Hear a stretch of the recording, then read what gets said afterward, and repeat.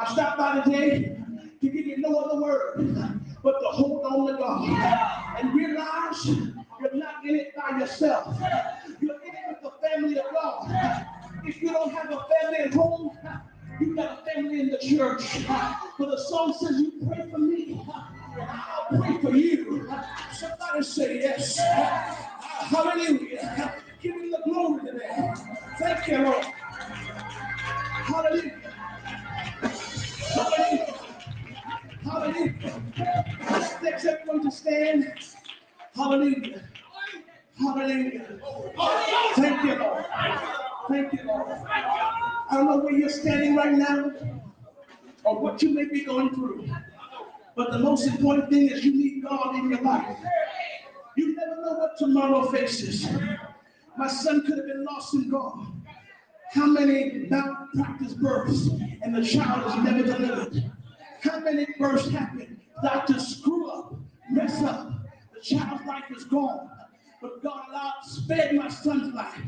And because we held on to God and believed and trusted in him, and we had a praying woman, a morning woman, who took up a wailing to the Lord. Somebody say, praise the Lord.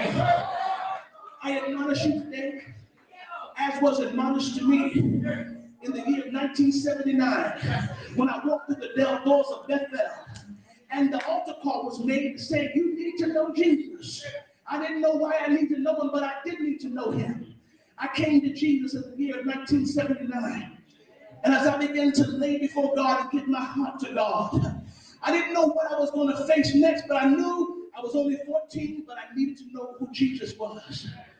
Don't you know, about a week later, walking down South Road near 40 Projects, I had a gun to my head.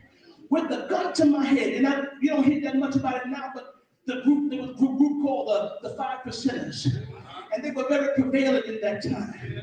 And this brother was holding a gun to my head, and all I could think about, 14 years old, a gun to my head, but I got saved, and I always had to come to church. And, some young people say, why do I always have to go to that church? Why do I have to be in Sunday school? Why I got to be in the service?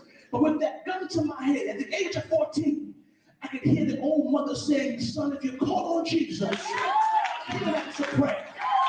And as I was standing there, brother, with the gun to my head, and I began to call on him. And it seemed like the brother's, his name was Raheem. And Raheem was getting kind of upset because his gun wasn't doing what he wanted to. And I was waiting there. And then I heard the mothers again in my ear saying, now call him like you need him. Call him like you need him. And I began to call on Jesus. And Raheem was pulling back on his trigger and wondering why he was looking and clicking. No bullets was coming out. He didn't realize it, but I had went to the meeting one night. And my heart wasn't right. And something had gotten a hold of me. Somebody said, praise the Lord. He didn't know it, but he had put his gun to the head of a family member of God. And he didn't know about it, but God had gotten a hold of his gun. And while he was clicking, God was stopping it from happening. Because he was clicking and looking. Because normally with a gun, you click back, you think something is going to happen. And he's looking, wondering what's going on. He didn't know that God had gotten a hold of the situation. Because I knew who God was. And that reality tells me that every day young folks are being shot down. So it's not strange for me to have been cut off. We can pick up the paper today and realize one person shot. Sometimes in the wrong place, at the wrong time. Amen. So God let me know he spared my life. To let me know, to tell other young people that if you give your life to God, you will never know what tomorrow faces. You never know what's going to happen on tomorrow. But you need to know Jesus today. You need to know about him today. Somebody say, praise the Lord. So this altar call is for the young and the old who don't know God in the pardoning of their sins and need to know him. I'm going to enlist the help of the ministry staff because I was told I could do this. I want the ministers to come and we're going to just make the dedicated presentation. Those who don't know God to get to know him. I've given my testimony. The thing is now the step is up to you. The choice is up to you. Get to know who he is.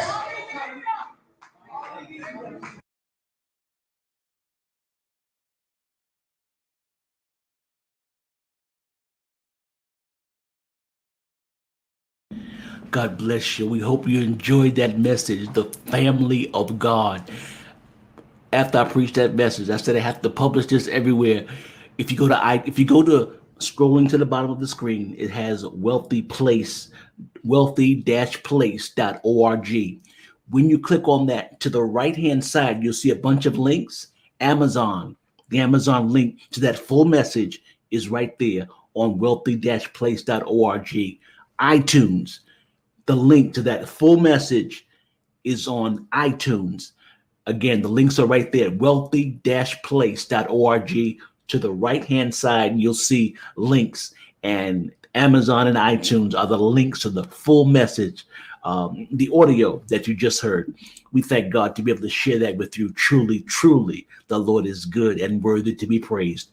We're going to close with a song. The song is by LaShawn Pace. It's called A Wealthy Place, and that's my ministry, A Wealthy Place. Be blessed. Again, the song is called LaShawn. The song is by LaShawn Pace. You can get that album on iTunes, Amazon, most places. A Wealthy Place is the album title. A Wealthy Place is by LaShawn Pace. Be blessed, be encouraged, be uplifted. There is no secret to what God can do. What He's done for others, He can do the same for you.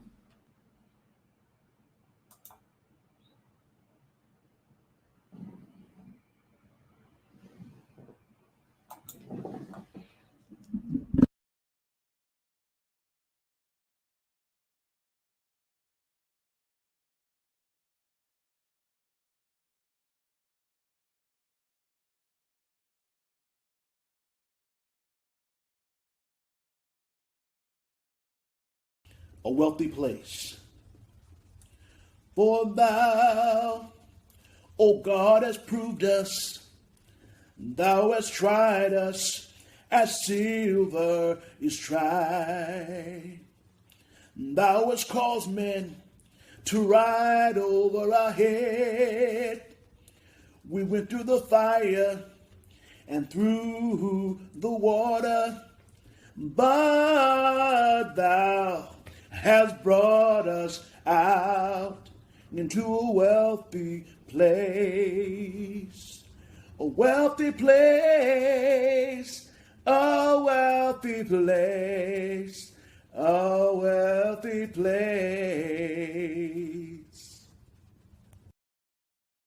A wealthy place.